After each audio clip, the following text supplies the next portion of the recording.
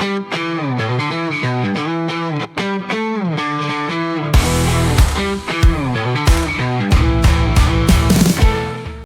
going on, everybody? Welcome back to the channel. In today's video, I'm going to be taking a look at the new horror movie from A24, Backrooms, which is directed by young and up-and-coming director Kane Parsons. Now, this movie is based on a web series that Kane Parsons did called the same thing, Backrooms, and I guess that stems from something online from a website I'm unfamiliar with, I'll admit, 4chan, where this was like an elongated thread that people brought up over and over again, and then it inspired him to make the web series, and then A24 hired him to make a movie based off the same thing, seems like. It's my understanding from the lore of this movie. I'm not like super knowledgeable when it comes to the Backrooms, but I have a vague understanding of what it is. It's like a liminal space, and it's an ongoing thing that never ends, and it's like, what's behind this door, what's behind this wall, what's behind this thing, so on and so forth. And this movie really does capture that very well, and I gotta give credit where credit is due. This guy Kane Parsons, to be only 20 years old and to direct a movie like this is nothing short of amazing. This movie completely blew me away in a way that I was somewhat anticipating, but really didn't know what I was in for until I was in that theater.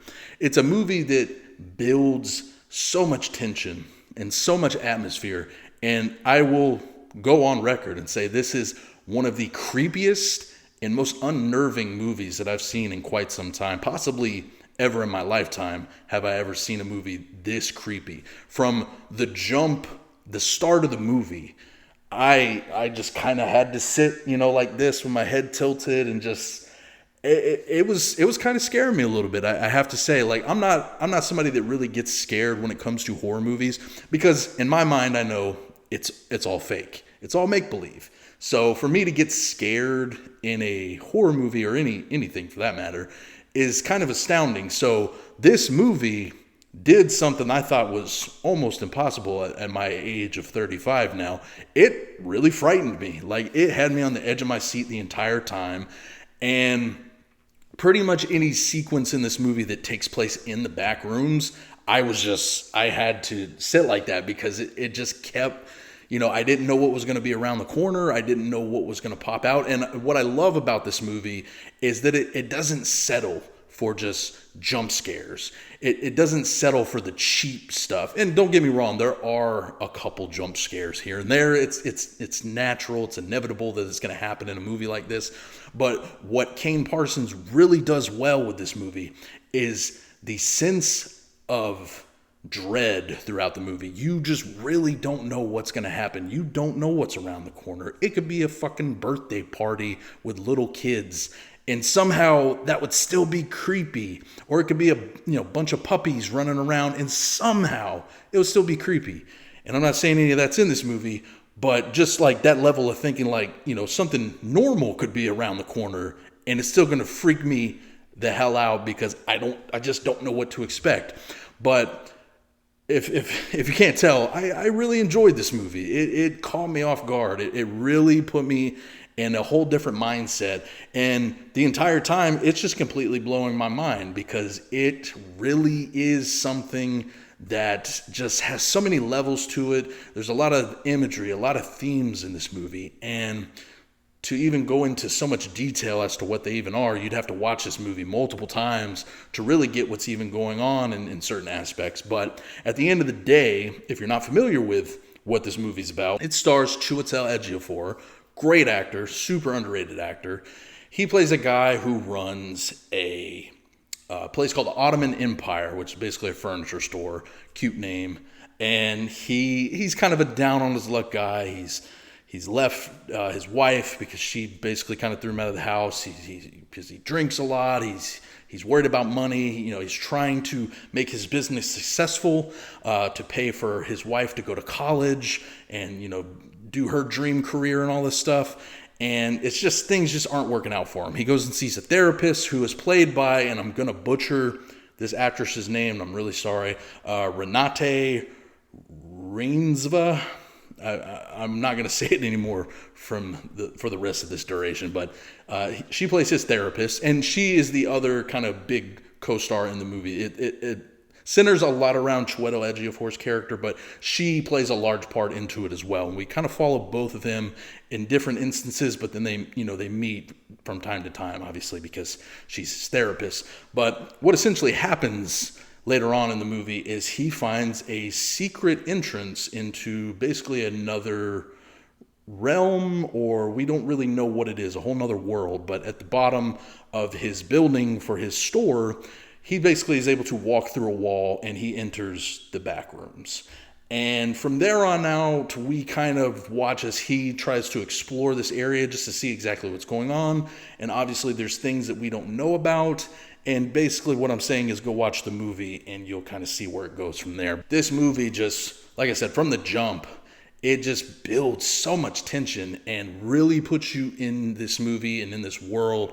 And it makes you invested in these two characters because you are very interested to see what exactly is going to happen to them. And the movie largely revolves around them two. There are some other characters here and there, but they don't really play large parts in the movie. They're definitely very much side characters and, only get a few lines here and there. But watching these two actors, the performances that they put together are nothing short of amazing. I'm sorry, once again, Renate Reinsva. She gives a really good performance here. She is doing a fantastic job. I haven't really seen her in much else myself. I know she was in Sentimental Value from last year, which got a lot of praise. So it's she's definitely somebody I'm going to have to keep my eye out on. But Chiwetel Ejiofor, he's a guy that I've liked for quite a while now. And every time he's in a movie, even if it's not the best movie, he always gives a really strong performance. This is, without a doubt, one of the best performances I've ever seen by him. This performance from him is so haunting and so just... he puts so much effort into this role, and man, does he knock it out of the park in this movie. You really eventually kind of start to feel for his character, because in the beginning, they kind of make him out to be a little bit of a jerk or like an asshole. But as the movie goes on and progresses, you kind of feel for him a little bit more, but then, maybe not. And it's kind of playing that cat and mouse game of like, am I supposed to like this character? Is he the hero? Is she the hero? Like, who exactly am I supposed to be rooting for to make it out of this thing? And just the performances from both of them are fantastic. And the rest of the cast that is here does a good job. They just, like I said, aren't really giving a whole lot to do. But wow, all I can say is just the way that this movie is shot and filmed, and the way that it looks, the cinematography and everything here is fantastic. What I really like is it does at points feel a little bit like a found footage movie, because you have people in the movie, filming the scenes as they go on. And this movie actually takes place in 1990, which year I was born, so, cool thing there. But they film everything on, these big, large cameras from that time period, and everything kind of shrinks down to 4:3, like you probably saw in the Backrooms web series and everything like that. But it just kind of adds a certain like eeriness to everything, because now not only am I watching it on this smaller scale, but it's also making it feel like I'm following these people for real into this world and seeing all these weird and eerie and creepy things throughout the back rooms. And the moment that Chiwetel Ejiofor's character walks into the back rooms and just his reaction to it, and as he kind of goes through and just starts seeing little things here and there, that whole first sequence of him in the back rooms, ooh, man, that was giving me a lot of anxiety, because I really didn't know what was going to happen. But man, that's about all I can really say about this movie. Is it's from start to finish, it's got so much atmosphere built, so much tension. It's so creepy, it's so eerie. The only downside I would really say for the movie is it does kind of lose a little bit of steam at the beginning of the third act. It hits a point and some things change a little bit. It starts to reveal a little bit more about exactly what's going on.